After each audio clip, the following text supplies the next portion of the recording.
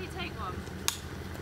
I think the common mistakes that independent producers on, modestly or tightly resourced British movies make is falling into two camps. It is the, two men in a room talking for an hour and a half, not doing very much, to 9 elephants come down Wardour Street. That is impossible to do really as a low budget independent movie maker. And so somehow you've got to find something which is dramatic and contained, and yet isn't, oh God, it's I'm gonna have to sit in a room for an hour and a half.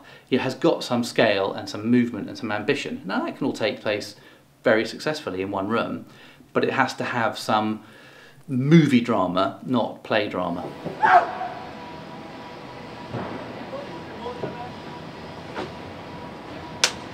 You have to balance very carefully the idea of being commercial and the idea of being original.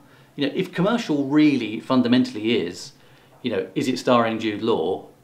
Is that what makes a film commercial? The answer is probably yes. But given that you're not going to get Jude Law to be in your very tightly resourced film, you have to think of genre, and then you have to think of a way of making something that's very high quality but slightly twisted, that hasn't actually been done in that genre before. And if you can do that, then I think you have a chance of both the industry again, of going back for a second bite of the cherry, but persuading private investment to come in behind you.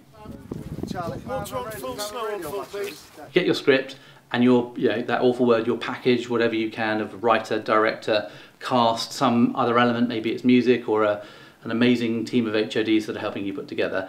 And you go the regular route, if you like. You send it to the BFI and the BBC and Film 4 and the distributors and the sales agents that do pre-buy or finance movies. And you will almost certainly be turned down, because they have to say no to 999 things out of 1,000 that are sent to them. And you shouldn't take that personally. You should take the feedback from it, but you should then go, okay, do I still want to make this film? Or are they telling me there's no market for it at all under any circumstances?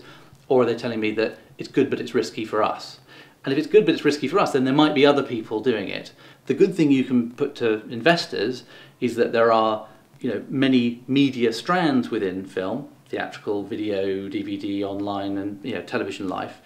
And if you make a little classic, that tail can be very fat to start with and then long and thin and go off into the future. So you're always selling a bigger dream with movies. And what I would say you should do is starting with a core, we all know someone who might be interested in putting money into film, and start presenting to those people.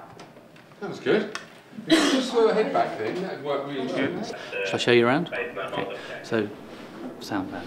Down here is our spare apartment, which we use for green room over here. And if you poke your hand in there, our second assistant, our lighting gear is around the corner, and our camera is behind there. And if you come back with me, there's our lovely gaffer, Ian Barwick. Hello. He's quite simply the best gaffer in the world.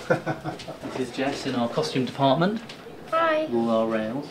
And then in here is where our main action is taking place today, which is on the balcony of the sitting room overlooking the rest of London, where Maxine Peake is struggling not to be pushed off the balcony by Blake Harrison. Okay, let's open that curtain as soon as possible. Coming in. That's how I pitch my films. Not they're low budget or they're micro budget, they're tightly resourced. We choose our things very carefully. It's very important to move into that arena, I suppose, for two reasons. One is the industry takes them more seriously. They expect a certain production value for films that make it. And secondly, you have to live, you have to eat and go to Sainsbury's and put petrol in the car, and you really can't do that on a micro budget.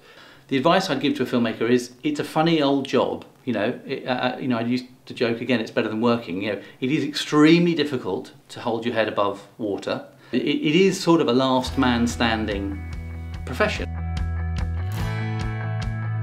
You'd end up doing things on movies which you never thought you'd possibly do, including tweaking the nipple of a dog to make it lie still, which I'll talk about on the day. I hope it's going to be a blisteringly honest, very factual. There will be there will be pieces of paper data that you can take away to plug into your thought process. I'll tell you lots of, either you call them hoary old anecdotes or sort of real moments in film that I've made or heard about, from the horse's mouth, that hopefully are instructive, and you can think, oh, I'm in this situation, I seem to remember that ginger guy told me about this, and I should really probably try to tackle it that way rather than Yeah, that's what I hope it to be. Sort of informative, entertaining, and also as real as possible.